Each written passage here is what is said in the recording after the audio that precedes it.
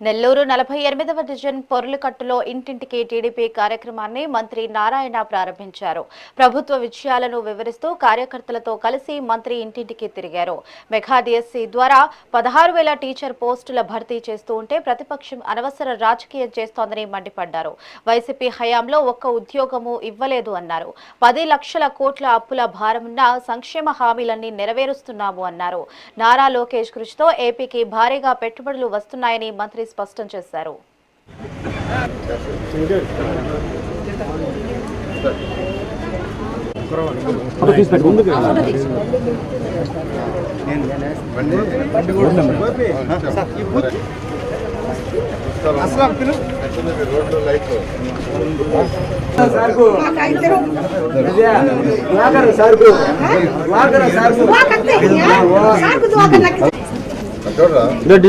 ఇద్దరు టీవీలో వస్తారు ఇవాళ.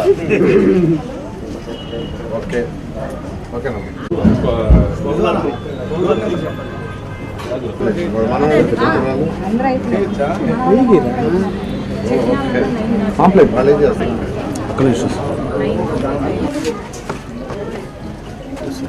Road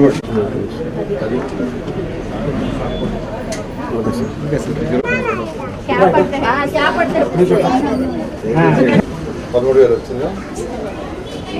cycle తెచ్చిందా? కొంచెం ఇక్కడ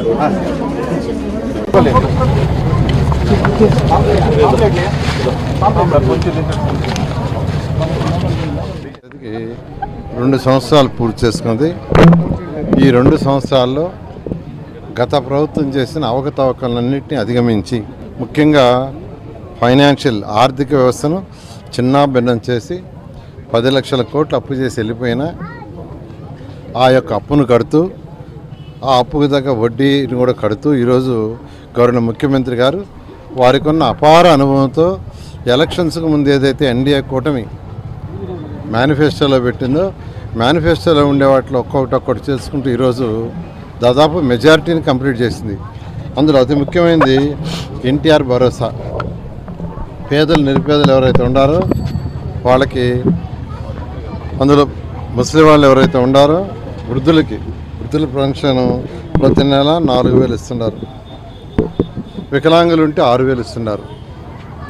అదేవిధంగా కిడ్నీ పేషెంట్స్, క్రానిక్ పేషెంట్స్ ఉంటే 10,000, అటెండర్ సహాయం కావాల్సింటే 15,000.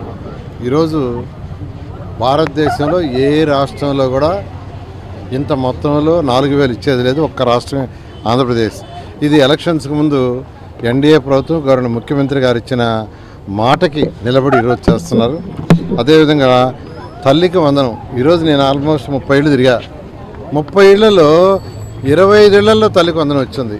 30 ఏళ్లలో 25 ఏళ్లలో వాళ్ళ కొడుకో, కూతురుకో, మనవడికో, మనవరాలకో, ఒక ఇంట్లో అయితే 3 పిల్లలు ఉంటే 3కి వచ్చింది. ఇంకోరంటే 2 ఉంటే 2, 4 ఉంటే 4 కూడా వచ్చింది. ఒక ఇంట్లో 4 ఉంటే 4కి వచ్చింది.